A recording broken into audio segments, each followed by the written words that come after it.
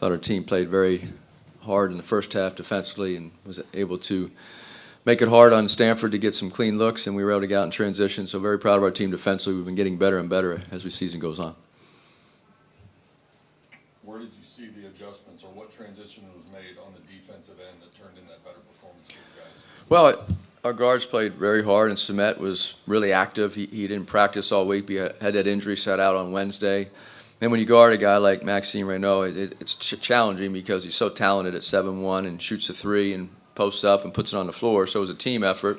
And then they have also, Stanford's a very good offensive team with a lot of good shooting. So I thought our guys just had a lot of energy and were in the right places. They covered for each other, and it was very effective in the first half. I was going to ask specifically about Renaud because he leads them in like everything. He got 18 points, but he had to put up 17 shots to do it.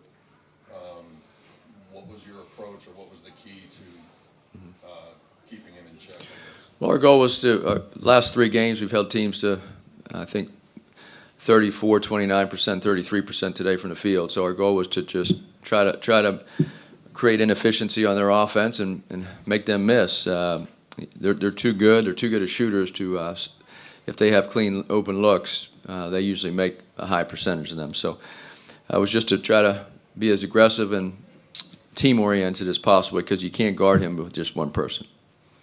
You go on that 20-2 run in the first half.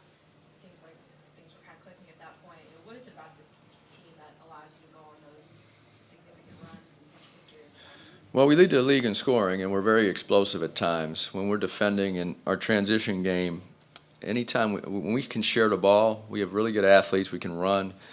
And when they space the floor and are unselfish and make plays for each other, our offense looks really, really good, like it did tonight at different times, especially in that run you're talking about. And Boopy had 10 assists, and then he was in the lane. He made probably 4 or 5 hockey assists, meaning he didn't get the credit for the assist, but he got some of the ball, and then they got the assist, or they scored. The next guy scored it. So I thought overall our guards did a nice job of creating for each other. Defense has really stepped up the last 3 games after the Louisville game. How much did you really challenge the guys? How much did they kind of challenge each other to really step it up and get it turned around? Yeah, we were disappointed with our defense. You can't give up 90-some points, and that was on us. And I took the credit for that loss. I told you, whatever I didn't do to prepare, that was on me as the head coach. So we're making sure, or trying to at least, to be prepared as much as we can to play as hard as we can defensively and make it challenging for the other team. And just how nice is it to see them respond? No, it's great. Very proud of them. They're very focused at practice, and they've been very focused. I'm not sure how many we won before that, 3 or 4 before that. So I think they won 6 out of 7 now, or maybe 5 out of 6. I can't remember, but maybe it was 6 out of 7. So you have one loss in there. You don't play well, so you get refocused, and you have to keep improving.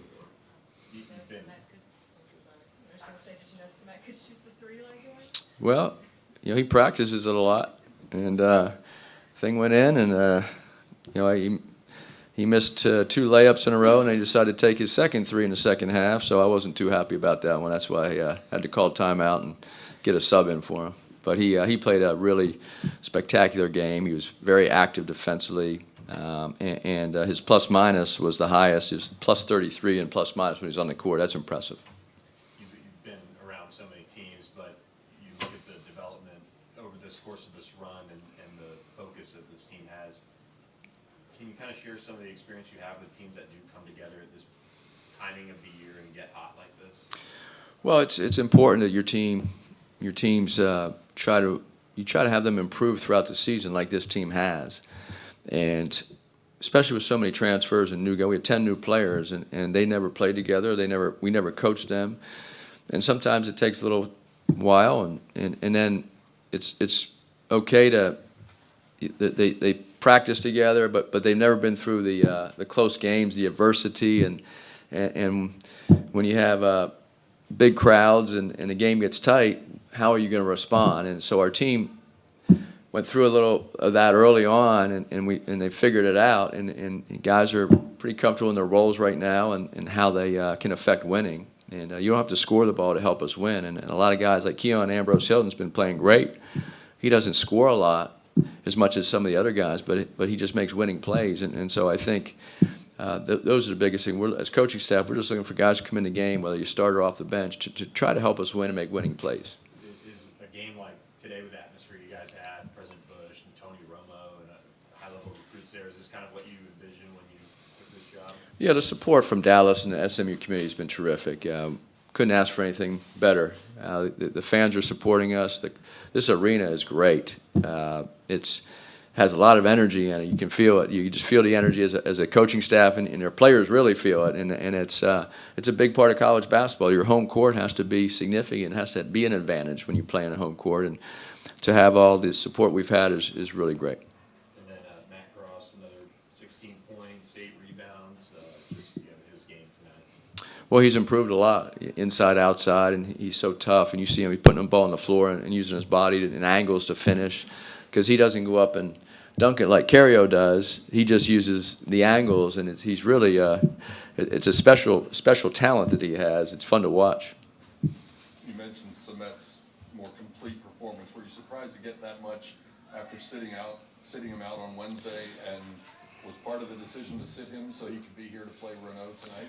Yeah, well, our trainer, Miles Thornton, did an amazing job with Samet, with his therapy all week, and our assistant coaches and our strength coach, Curtis Schultz, of trying to keep him in condition.